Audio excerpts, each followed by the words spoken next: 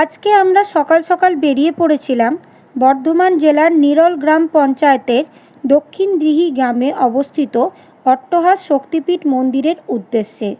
এই মন্দিরটির উত্তরে আছে ঈশানী নদী আর কিছুটা দূরে আছে একটা শ্মশান। এই মন্দিরের কাছেই কিছুটা জায়গা জুড়ে আছে পিকনিক স্পট। চারপাশটা জঙ্গলে ঘেরা হলেও এখানে বিভিন্ন রকম গাছপালা, রং বেরঙের প্রজাপতি সব কিছু দিয়ে পরিবেশ আরও মনোরম করে তুলেছে। শোনা যায় সত্যযুগে রাজা দক্ষের কন্যা সতী তার বাবার যজ্ঞ চলাকালীন সেই যজ্ঞে দেহত্যাগ করেছিলেন, কারণ প্রতিনিন্দা অর্থাৎ শিবের নিন্দা সহ্য তিনি করতে পারেননি। এরপর দেবাদিদেব মহাদেব রুষ্ট হয়ে বীরভদ্রকে সেখানে পাঠান যাতে সে রাজা দক্ষকে বধ করতে পারে। রাজা দক্ষ বধ হলেও আমাদের দেবাদিদেব মহাদেব দিক বেদিক জ্ঞান শূন্য হয়ে সতীর দেহ নিয়েই তাণ্ডব নৃত্য শুরু করেছিলেন। তখন বিষ্ণু নিজের সুদর্শন চক্র দিয়ে সতীর দেহটিকে বিভিন্ন খণ্ডে খণ্ডিত করেন। এই খণ্ডগুলি যেখানে যেখানে পড়েছিল সেই সেই জায়গাগুলিতেই এক একটা শক্তিপীঠ গড়ে উঠেছে।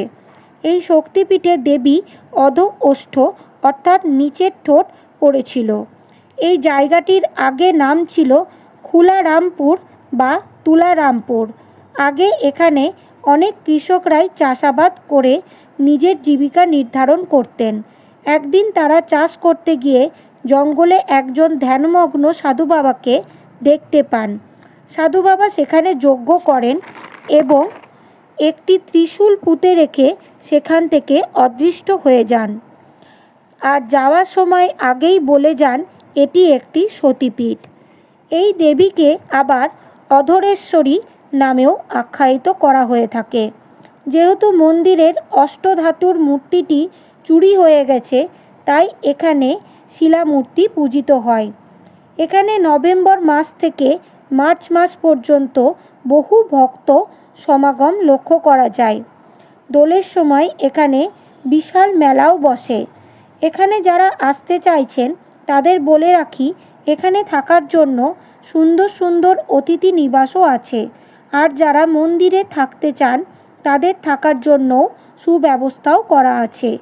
এবার খাবার দাবারের জন্য যথোপযুক্ত ব্যবস্থা করা আছে।